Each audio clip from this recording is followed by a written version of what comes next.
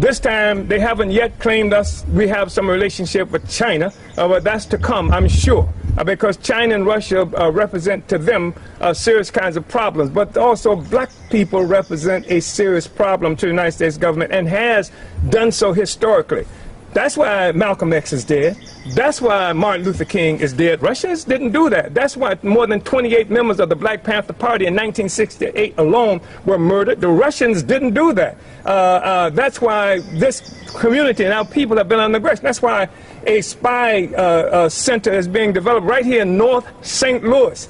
Even as they're pushing black people out of our homes, gentrifying us and things like that, taking away our properties, created this entity that they call a land bank administration for the purpose of stealing property from black people legally. Even as they're doing that kind of thing, they're attacking those of us who are trying to defend this community and to bring economic development to this community. That's what we do. That's what we do here. That's what we've done historically. So when it comes to this issue about Russia and Ukraine, where Russia has spent, where the United States has, in this last budget offering that I saw, talked about more than $40 billion more that they're given to this entity that they call Ukraine, the entity that they put in power after overthrowing the legitimate government in Ukraine in 2014. We're supposed to have forgotten that, to put themselves closer to the border of Russia, that they have declared to be some kind of adversary, though they haven't explained to us why it's an adversary, though I don't care why they would say that. The fact is that we are able to say that we are not pacifists. We are not pacifists at all. We believe that there's a difference in just wars and unjust wars, and we are opposed to unjust wars, and we support just wars. Unjust wars are those wars that try to colonize people, keep them under tyranny, bury them under oppression, and just wars are those wars that are fought by oppressed people to liberate themselves. We don't just support Russia in this war against Ukraine. We support Palestine. Even as the U.S. government and U.S. citizens are leaving this country every day, going to Palestine, where that is murdering Palestinian Arabs on a daily basis. So don't tell us that we can't have friends that you don't like.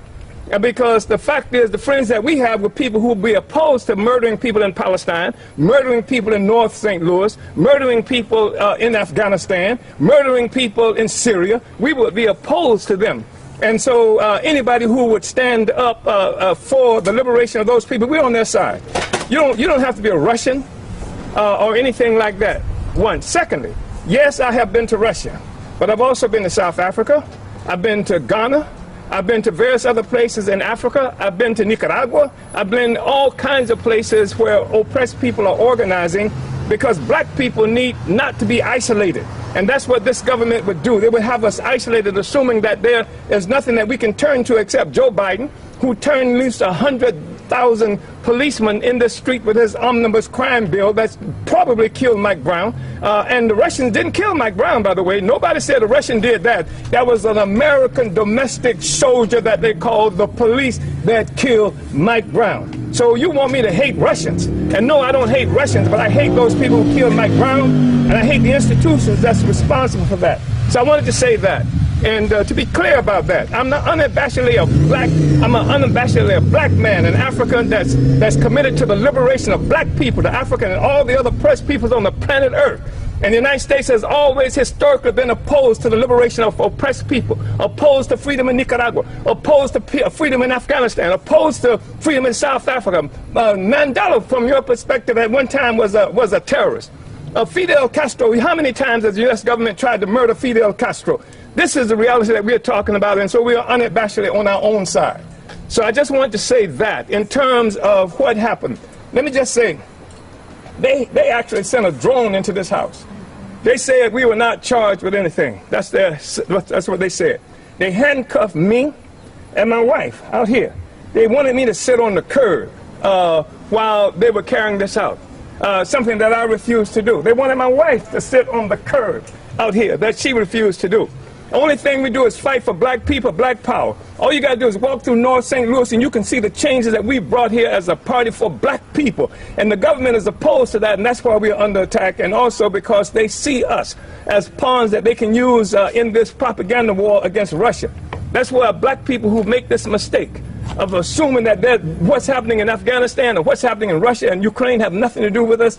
Clearly, it does have something to do with us. The United States government clearly says it has something to do with us. And what they have done also is tried to create a situation where there is the appearance that anybody, black people who oppose, who criticize what the United States government is doing to us, must be the employ of Russia. Like somehow Russia killed Mike Brown. That somehow we needed the Russians to tell us that we were oppressed. That's a hell of a statement. It's a disgusting, slanderous statement that black people don't have enough sense to know who it is that's killing us, murdering us, and keeping us living in these conditions. And I've been to Russia, and I didn't see Russians living like black people live right here in North St. Louis. That's the reality.